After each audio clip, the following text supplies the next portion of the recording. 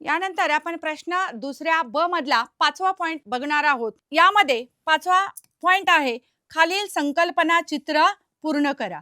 बघा या ठिकाणी काय केलेलं आहे तर कोणती एखादी प्रक्रिया दिलेली आहे, जशी की प्रक्रियेनंतर मिळणारे सांडपाणी।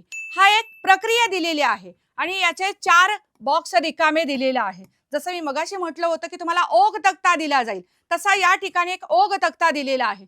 मग या प्रक्रियेनंतर हे 4 मुद्दे जे भरायचे आहेत ते कोणते आहेत बघूया आपण। सगळ्यात पहिला आहे प्रक्रियेनंतर स्वच्छता, हा एक मुद्दा आहे। दुसरा आहे मळीचा खत म्हणून उपयोग, तिसरा आहे स्वच्छ पाणी आणि चौथा आहे बायोगॅस म्हणून उपयोग।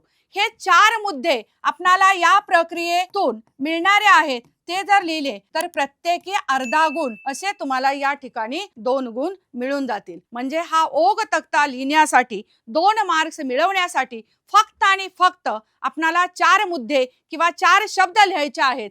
हे जर लिहिले तर तुम्हाला या ठिकाणी अर्धा अर्धा करून एकूण 2 गुण मिळतील।